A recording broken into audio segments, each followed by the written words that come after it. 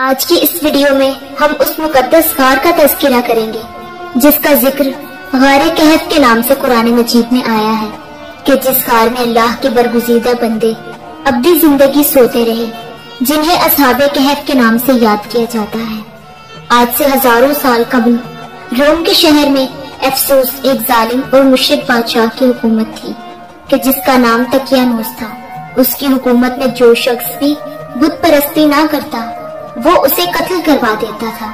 اس شہر میں کچھ نوجوان رہا کرتے تھے کہ جو توحید پرست تھے اور جنہوں نے بت پرستی سے انکار کر دیا تھا۔ جب بادشاہ کو ان باغی نوجوانوں کی خبر ملی تو انہیں اپنے دربار میں بلایا۔ جب وہ بادشاہ کے سامنے حاضر ہوئے تو اپنا عقیدہ بے باکی سے ظاہر کر دیا اور کہا کہ ہم ایک اللہ کے سوا کسی کے آگے ہرگز سر نہ جھکائیں گے۔ ان کی اس نڈر اور ہمت والے الفاظ سے بادشاہ کا دربار نعرہ توحید سے گونج اٹھا۔ دراصل یہ نوجوان شہر کے اعلیٰ خاندان مقابی قبیلہ سے تعلق رکھتے تھے اور اپنے خاندان کے نامور اور بہادر ثبوت تھے۔ انہوں نے کھلے عام بادشاہ کے مشرکانہ مذہب سے انکار کر دیا، لہٰذا تقیانوس نے انہیں ان نوجوانوں کو 3 دن کی مہلت دی کہ ایمان سے پھر جاؤ ورنہ تم لوگوں کو سولی پر چڑھا دیا جائے گا۔ جب 3 دن گزر گئے تو تیسرے دن وہ لوگ کچھ مال اور توشہ لے کر رات کے قریب شہر سے باہر نکل گئے اور بیابانوں میں چلے گئے۔ چلتے چلتے صبح ہو گئی اور وہ ایک پہاڑی کے قریب پہنچ گئی جہاں ایک گہرا غار نظر آیا، لہٰذا کچھ دیر آرام کرنے کے لیے وہ اس غار میں جا کر لیٹ گئے جہاں انہیں گہری نیند آ گئی۔ اس لیے انہیں اصحاب کہف یعنی غار والے کہا جاتا ہے۔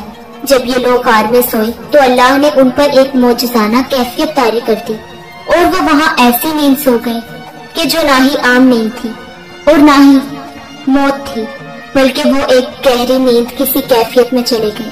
جب بادشاہ کو خبر ملی کہ انہوں نے اس غار میں پناہ لیا ہے تو اس نے اپنے سپاہیوں کو حکم دے کر اس غار کے منہ کو بند کروا دیا اور وہاں اس غار کے دہانے پر ایک تانبے کی تختیوں پر ان لوگوں کے نام اور پورا واقعہ لکھ کر ایک صندوق میں دفن کروا دیا تاکہ یہ نشان عبرت بن جائے اور تاریخ میں محفوظ رہے۔ زمانہ گزرتا رہا، موسم تبدیل ہوتے گئے، مگر اصحاب کہف یوں ہی سوتے رہے اور اللہ کی قدرت سے نہ ان کا جسم تبدیل ہوا بلکہ جسم ویسا کا ویسا ہی صحیح و سالم رہا۔ اس پر وقت اور موسم کا کوئی اثر نہ پڑا اور یوں 300 سال سے بھی زیادہ کا عرصہ گزر گیا اور اب افسوس شہر میں بیدروس نام کے بادشاہ کی حکومت آ گئی، لہٰذا بت پرستی کا دور ختم ہو گیا تھا۔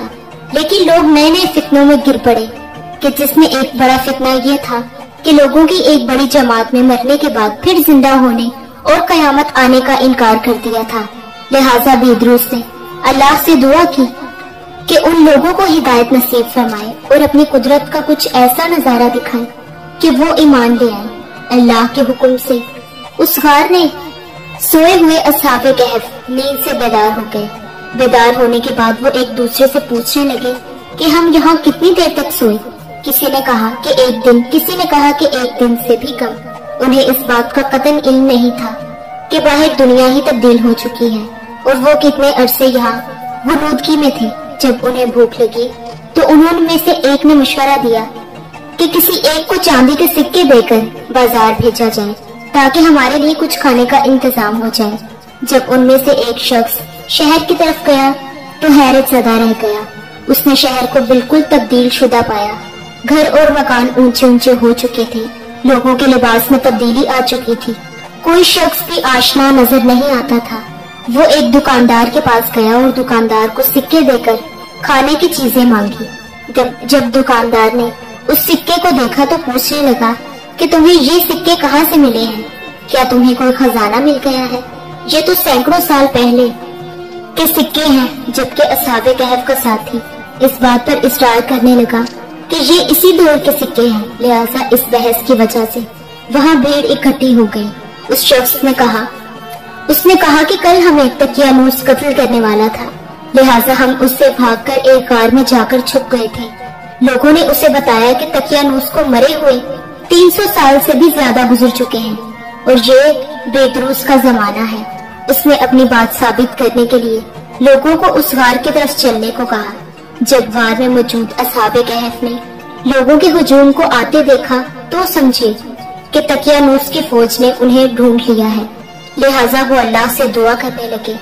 جب شہر کے لوگ اس غار کے قریب جا پہنچے تو اصحاب کہف باہر آئے اور سارا معجزہ بتا دیا، لہٰذا پورا ماجرا کھل گیا کہ یہ زمانہ بھی اور ہے اور وہ اس سال بیدار ہوئے ہیں، جبکہ وہ سینکڑوں سال سے نیند کی کیفیت میں تھے کہ اتنے میں بادشاہ بیدروس بھی وہاں پہنچ گیا۔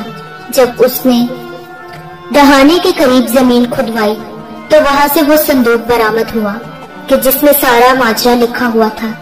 یہ معجزہ دیکھ کر لوگ حیرت زدہ رہ گئے اور سجدے میں گر پڑے۔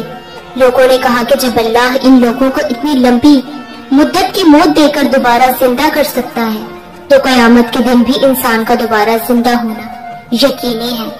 اصحاب کہف لوگوں کے لیے ایک عبرت اور اللہ کی ایک نشانی ثابت ہوئی۔ انہوں نے بادشاہ سے رخصت لی اور شہر والوں کے لیے سلامتی اور ہدایت کی دعا کر کے اس غار میں دوبارہ چلے گئے اور پھر ابدی نیند سو گئے۔ وہاں لوگوں نے ایک عظیم عبادت گاہ تعمیر کروائی اور اس دن شہر میں عید کا دن مقرر کیا گیا۔ علماء نے لکھا کہ اصحاب کہف کا وہی انتقال ہو گیا اور وہی ان کی قبریں بنائی گئی، لیکن کچھ علماء کا عقیدہ ہے کہ انہیں موت نہیں آئی بلکہ وہ آج تک اسی نیند کی کیفیت میں سوئے ہوئے ہیں، اور قرب قیامت میں جب امام مہدی علیہ السلام کا ظہور ہوگا تو وہ اس غار سے نکلیں گے اور آپ کے اصحاب میں شامل ہو جائیں گے۔ یہ غار کس شہر میں موجود ہے اس کے متعلق اختلافات پایا جاتا ہے۔ بعض مورخین نے لکھا ہے کہ اصحاب کہف کا غار ترکی کے قدیم شہر افسوس میں ہے اور اس زمانے میں رومی سلطنت یعنی رومن امپائر کا حصہ۔ بعض کا یہ کہنا ہے کہ یہ غار اردن کے قریب رجیب نامی پہاڑی میں موجود ہے، جبکہ کچھ لوگوں کے نزدیک یہ غار شام کی سرحدوں میں موجود ہے۔ عیسائی لٹریچر میں بھی اصحاب کہف کا واقعہ موجود ہے، جسے 7 سلیپرز یعنی 7 سونے والوں کے نام سے لکھا گیا ہے۔